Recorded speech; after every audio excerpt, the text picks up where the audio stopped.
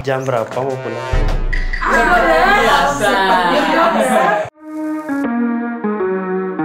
Selamat pagi, selamat siang, selamat sore, selamat malam. Kapanpun teman-teman menonton video ini, kembali lagi bersama Dr. Amerta. It's has been a while. Oke, di video kali ini sedikit berbeda. Mungkin saya akan membagikan sedikit kisah, berbagi mengenai pekerjaan saya. Jadi apa yang saya lakukan sehari-hari ya, sebagai seorang dosen, sebagai seorang tenaga pengajar. Dan mungkin di akhir video saya akan berbagi berapa banyak sih gaji yang saya dapat dari menjadi seorang dosen ya, seorang pengajar. Sudah akrab ya dengan tridharma pendidikan. Jadi menjadi seorang pendidik, menjadi seorang pengajar tuh wajib menguasai 3 hal tersebut, yaitu pendidikan tentunya ya, yang kedua adalah penelitian, yang terakhir adalah pengabdian. Ya, untuk pendidikan sendiri bisa dikategorikan sebagai kegiatan belajar mengajar ya. Jadi pagi-pagi saya sudah siap-siap untuk berangkat ke Fakultas Kedokteran di sebuah universitas negeri di Bali ya. Kebetulan hari ini kita mengajar sebuah kelas kecil, small group discussion ya. Mungkin berbagi sedikit tentang pengertian sebuah kelas kecil. Kenapa SGD itu penting?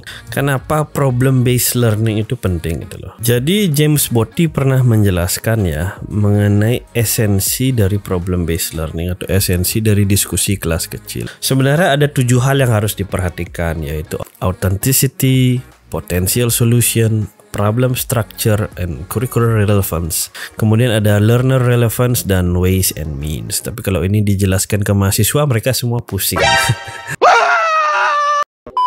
Jadi guna menyederhanakan tujuan dari pembelajaran small group discussion itu, kita memang harus menjelaskan ke mahasiswa ada 5 hal penting yang harus mereka kuasai. Jadi yang pertama adalah kita ingin melihat kemampuan mereka untuk berdiskusi, teamwork mereka saat mereka berdiskusi, saat mereka berkomunikasi dengan teman-temannya, itu yang kita nilai dan kita lihat sebagai seorang dosen ya. Lalu tujuan kedua adalah untuk melihat bagaimana kemampuan mereka mencari sumber rujukan, mencari referensi yang memang akan menunjang pendapat mereka tersebut. Jadi nggak boleh ya asal-asalan salah pendapat sendiri tanpa ada pondasi yang mendukungnya. Tujuan ketiga, kita ingin melihat kemampuan mereka menyampaikan hasil diskusi mereka kepada teman-temannya yang lain. Dan yang keempat itu adalah kita menilai kemampuan mereka melakukan analisa, critical thinking terhadap apa yang disampaikan oleh teman mereka tadi. Jadi kita bisa melihat dari kemampuan mereka menyanggah atau memberikan komentar balik terhadap pendapat temannya tersebut. Nanti hal terakhir yang kita lihat adalah kemampuan mahasiswa tersebut untuk mempertahankan pendapat mereka. 5 hal inilah yang kita nilai dari sebuah small group discussion. Jadi tidak serta-merta kita membahas konten lagi ya. Kita tidak membahas isi yang sudah didapat di kuliah, sudah diberikan oleh kuliah pakar, sudah dia dapat dari hasil membaca independent learning gitu. Setelah mahasiswa tahu tujuan mereka berdiskusi, diskusi tersebut menjadi lebih matang ya, lebih terarah dan tidak keluar dari koridor atau melenceng dari tujuan pembelajaran small group discussion itu. Dan sebagai dosen juga kita harus siap ya, dikirim menghadiri acara-acara di luar, kadang-kadang juga harus ke luar negeri ya.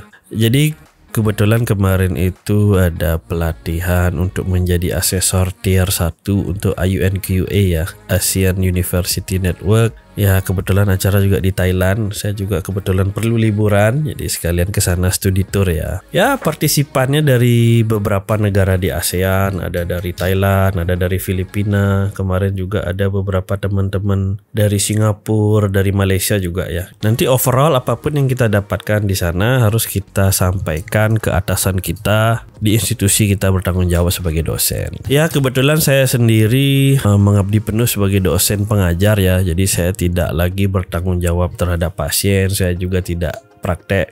Sayang ya sebenarnya sebagai seorang dokter kan tujuan akhirnya biasanya untuk membuka praktek seperti itu. Jadi gaji pokok seorang dosen kebetulan dengan pangkat 3B asisten ahli, gaji pokoknya sekitar 3,4 juta.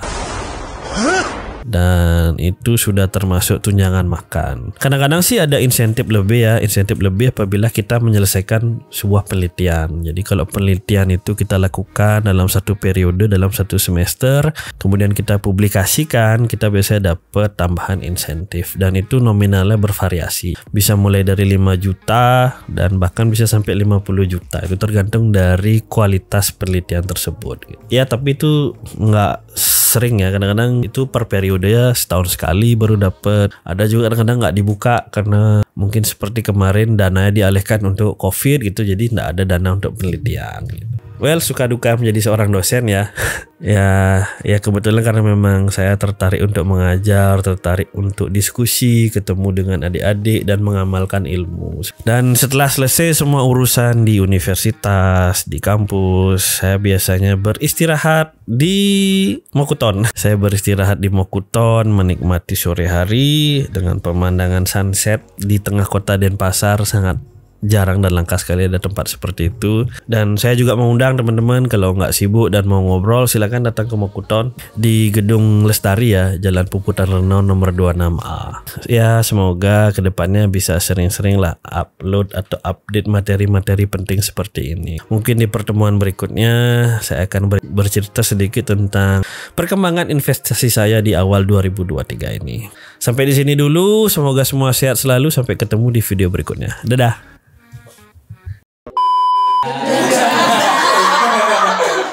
Oke, tujuan PBL apa adik-adik? Diskusi. Kedua? Referensi. 3? Mengeluarkan pendapat. 5? Belum. Menyampaikan pendapat, mempertahankan. Ini tepuk tangan dulu.